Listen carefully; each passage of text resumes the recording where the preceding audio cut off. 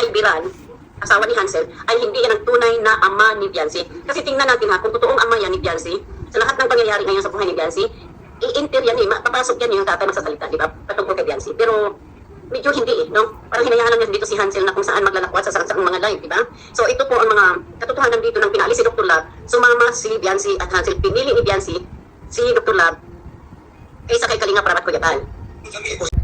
Hello mga kalingap, welcome back to my YouTube channel. Magandang araw po sa lahat sa mandako kayo ng mundo naroroon ngayon. At ito na naman po ang inyong lingkod, Kalingap Maymay. At narinig nyo naman po mga kalingap ang ating intro, no, si Madam Chang. At ayun nga, no, nabalitaan niya daw po di umano na itong si Biancy, si TQ ay hindi po anak ni Biran. Ito po ba ay may katotohanan mga kalingap? Sa mga nakakaalam po dyan, ito po ba ay may katotohanan mga kalingap? Pero bago natin ipagpatuloy ang ating reaction dito sa marites na ito, shoutout muna tayo sa ating founder, Kuya Bal Santos Matubang, Ate Edna Vlogs, Kalingap Prab, at sa lahat po ng mga nasa landing pad, ambassador, deputy, mga Kalingap Scouters, mega love shoutout po sa inyong lahat. Ganoon din po sa mga reactor, no, mga charity vlogger, mga tawag dito, ambassador, shoutout po sa inyong lahat. Ito mga kalingap, no, ituloy na po natin itong ating reaction about po dito sa di umano daw po ay itong si TQ ay hindi daw po anak na tunay ni Biran mga kalingap. Ito ay narinig lang po natin dito kay Madam Chang, no mga kalingap, hindi natin alam at hindi rin niya rin po alam, narinig niya lang daw po ito na balitaan na si TQ nga daw po ay hindi nga daw po anak ni Biran dahil nga, di ba mga kalingap, napansin din natin na talagang tahimik po si Biran, no? Tahimik po si Biran sa issue po ni TQ ngayon mga kalingap. At syempre, itong si Hansel ang talagang umaariba, no? Nagbibida-bida sa mga anti-kalingap. Panay ang comment dito, comment doon na yun po ang ikinapahamak po nila mga kalingap, no? Nandiyan lang naman sa dait si Kuya Bal, ba't hindi nila kausapin, di ba mga kalingap? At ayun nga dito, may reaction pa dito si Madam Chang about po doon sa sinabi ni Kuya Bal Santos Matubang. Ayan, pakinggan natin mga kalingap kung ano itong sinasabi dito ni Kuya Bal, no? At ayun nga, may sinabi nga po dito si Marilyn Chang mga kalingap. Ayan, sama-sama po nating panoorin ito mga kalingap. Ito, pakinggan natin ang sinasabi, no? Ito po i-upload.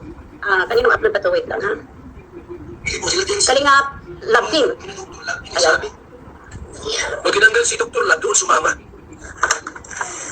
Natural. Kinabas kayo. Kasi ang taong tumulong sa inyo, hindi kayo sumama doon. Yun. Kaya ngayon magtaka ko kayo ay binabash. Siya sinamahan nyo. Ayan. Nung tinanggal si Dr. Love, ulitin natin ha. Gaya ng sinasabi ko, alam nating lahat mga kalingap, gaya ng sinasabi ko, nang tinanggal si Dr. Love, no? Siyempre, magre-react siya ng mga reactor at ang mga supporter, ang mga solid supporter loyal sa kalingap. So, ulitin natin ang sinabi ni Kuya Bal. Dito, ang binanggit ni Kuya Bal ay ang mga batalero, si Biancy at si Hansel. Bakit nga ba, ito sabihin ko lang, bakit nga ba permin si Nanay Hansel at Biancy? Kasi lahat tayo dito nagtataka, di ba, na bakit hindi nakikialam yung tatay, ganon-ganon. Kasi allegedly, ang balita ko talaga noon pa na itong si Biran ay hindi po tutunay na magulang tatay ni Biancy. Balita ko lang po ito ha, na ito ay parang stepfather ni Biancy, si Biran. Okay, si Biran. Okay, so tuloy tayo. Natural, ibabas kayo, sabi ni Kuya Bal Santos Matubang. Kasi nga, doon nga sumama itong si TQ mga kalingap sa si Doklat po ang kanyang pinili ngayon, no? Nung pinaalis si Doklat ang pinili ni TQ mga kalingap at hindi yung tunay na talagang nakatulong po sa kanila. So ngayon, di ba, nagkabaligtad mga kalingap ngayon. Alam niyo naman po yung issue po dito sa Team Guapa kay Doklat at dito kay Kapiste, di ba? Pumasok ngayon si Kapiste dito sa Pamilya Bataliro at ayun na, pinili naman itong si, kahit hindi po sabihin mga kalingap, no, kitang-kita naman po na talagang sang-ayon palagi itong si Tikyo, itong si Hansel dito kay Kapiste mga kalingap. Kaya wag po kayong magtaka kung bakit nire-reaction kayo, binabas kayo, 'di ba, ng mga supporters, especially ng Team Kalingap, kasi nga mali talaga yung mga ginagawa ninyo, no? Kung sino pa yung tumulong sa inyo, yun pa ang inyong ngayon ang may kasalanan ng lahat, yun pa ang pinatulpo nyo. Bakit? Hindi kayo nakikita ng mga sponsor na yan kung wala ang Team Kalingap, kung walang binuo na Team Kalingap itong ating founder na si Kuya Bal Santos Matubang. Even Kalingap Prab, wala yan ngayon kung wala po si Kuya Bal, yung kanyang tatay. Pero bakit anong ginawa nyo? No? Mas pinili mo pa si Doklat. So ano nangyari ngayon? Nagkagulo-gulo na kayo at naglaglagan na kayo dyan sa inyong community, no? Team Guapa, mga sponsor na nagsulsul sa inyo. Natotoo naman mga kalingap, hindi naman sila maglalakas ng loob na magpatulpo kung hindi may mga nasa likod niyan, no? Kung hindi may mga nasa likod niyan. At ayun nga, sabi naman na po, di ba? nireveal na kung sino yung mga sponsor na nagsulsol, no? Yung mga nasa likod po nila, mga kalingap. Siyempre, pera na yan, mga kalingap, di ba? Alam na yan, alam na this, mga kalingap. So, ayun nga po, no, balik tayo dito sa sinabi ni Ma'am MC, no, ni Marilyn Chang, na about nga po dito sa kay Biran, no? About po dito kay Biran between Tikyo, mga kalingap. At alam niyo naman po, mga kalingap, na tahimik lang si Biran, no? Hindi nakikisali. Even sa live ni Tikyo, hindi siya nakikisali, di ba? Hindi siya nakikisali, mga kalingap. Wala tayong narinig na sinasabi niya. Doon lang po, yun, narinig natin sa tulpuhan, no? Kasi kasama ni Tikyo, narinig natin na bakit pinapainitan, ayaw mainitan si Tikyo sa tabi ng dagat. Ngayon na lang, ngayon na lang, Biran. Ngayon mo na lang nasabi yan kasi maganda rin bahay nyo, di ba? May ipagmamalaki na kayo, pero noon hindi nyo na nasabi yan, na ang layo-layo ng nilalakad ni Tikyo. Di ba? Nilalakad niya, naiinitan siya, kahit payong ata wala, di ba? Pero ngayon, bakit yun ang napakababaw na dahilan, bakit si Kuya Bal ang pinatulpo nyo? So ayun nga po, no, balik tayo dito sa sinasabi ni Marilyn Chang about sa kay TQ at kay Biran. So ayun nga, sabi daw ay hindi nga daw po di umano na anak ni Biran itong si TQ. Ito nga kaya ay may katotohanan, mga kalingap. Pero sabi nga ni Marilyn Chang, ito ay nabalitaan niya rin po, mga kalingap. So may nag-comment nga din, di ba, mga kalingap, na hindi nga daw talaga anak itong si TQ ni Biran, no? Ito ay anak ni Hansel. Siguro sa iba, kasi nga hindi anak ni Biran, di ba? Kasi ang asawa ngayon ni Hansel si Biran, di ba, mga kalingap? Pero hindi natin alam yan, no? Chismis lang po yan, mga kalingap. Pero ayun nga po, parang na ano lang po ako, na tag dito. Nakikimarites lang. Nakikimarites. Parang na ano lang po ako, mga kalingap, dito sa sinabi ni Marilyn Chang na talaga pala na kalat na rin po itong balita na ito, no? Na, at ayun nga po, mga kalingap, kitang-kita naman po natin na yun nga, hindi nakikisali si Biran dito kila Tikyo, di ba? Sana man lang, no? Kung hindi man lang nga niya anak yan, kung hindi naman siya concerned naman siguro siya dyan, mga kalingap. Ayaw niya lang siguro na makikisali sa mga ganyang issue.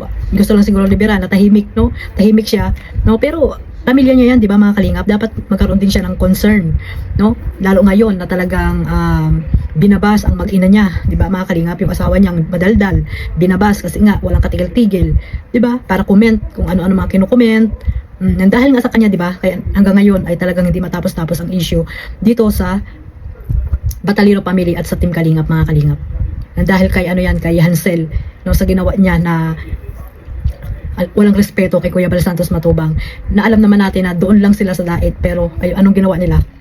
Hindi nila kinausap si Kuya Bal kung may problema man sila or si Kalingap Rab, dinala na agad nila doon sa tulpuhan. Kasi nga may mga taong nasa likod na gusto talagang pahiyain si Kuya Bal Santos Matubang, kaya dinala doon sa tulpuhan.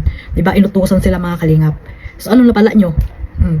May nangyari ba? Kayo lang napahamak, pinahamak lang kayo ng mga sponsor na yan, na mga nagsusulsol sa inyo. Pinahamak lang talaga kayo niya, kaya hindi kayo nag-iisip. 'Di ba? Kung dito kayo sa Kalingap, 'di ba, tahimik kayo?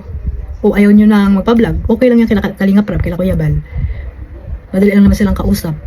Kung nagsulo na lang ikaw, Tikyo, sabi nga ni Kalingap Rab, pero anong ginawa mo? Sumama ka kay Duklat hanggang sa napasok sa inyo si Kapiste. Anong napala nyo ngayon?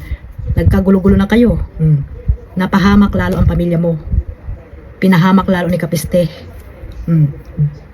Dinala kayo sa mga tawag dito, kahihiyan. Ano ngayon, di natapos-tapos yung mga ang pambabas sa inyo, di ba? Kaya sabi nga ni Kuya Bal, di ba, mga kalingap, sumama kayo sa mga yan, natural, ibabas kayo. Kaya tanggapin nyo kung ano yung sinasabi sa inyo ng mga ibang supporters. Kasi nga, yan ang gusto ninyo gawin sa buhay ninyo. Kaya nga, yan mga, hanggang sa katulad yan, nasasabi na hindi ka tunay na anak, no, liberan. Diba? Lahat na lang ng buhay mo, sikreto ng buhay mo, mailalabas at mailalabas. Dahil nga nandito na kayo sa social media eh. Sabi nyo nga, diba, sa tulpo, hindi na kayo content, pero anong ginawa nyo? Nagkaroon kayo ng channel. Di ba kayo may content niyan? May channel na kayo.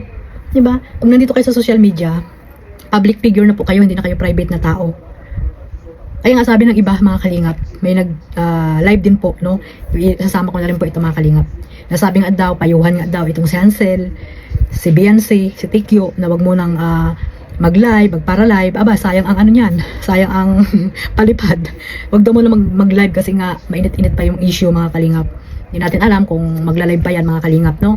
At payuhan nga daw po itong si Hansel. Pambira yan. May isip na yan, matanda na yan. Ilan na ang anak niyan, papayuhan nyo pa. Alam niya na ang ginagawa niyan. Alam niya na ang ginagawa niyo, hindi na kailangan payuhan yan. Doon sa mga live nila at nila Atiglo, sinasabi ng mga supporters nila na payuhan nga daw. Hindi na kailangan payuhan yan kasi matanda na yan. Alam niya na ang ginagawa niya. Kasi nga may mga nasa likod, di ba nga? Kahit pa yan payuhan nyo, hindi yan makikinig sa inyo. Doon pa rin yan makikinig sa mga taong nakakatulong sa kanila. Di ba? Yun lang yun. So ayun lang po, no, ito lang po yung aking reaction dito, no. Ito po ay balita lang naman po ito mga kalingap, no, kung totoo man ito or hindi. Basta ayan lang po ang aking masasabi po dito sa sinabi ni Madam Chang mga kalingap. So ayan po, maraming salamat po sa walang sawang pagsuporta sa aking maliit na YouTube channel Kalingap Maymay. Huwag niyo pong kalimutan suportahan Kuya Bal Santos Matubang, Ate Edna Vlogs, Kalingap Rab, at sa lahat po ng mga charity vloggers, ang mandako ng lugar po dyan sa Pilipinas, at mga reactor na gusto niyo pong suportahan. God bless us all. Mabuhay po ang Team Kalingap. Bye bye.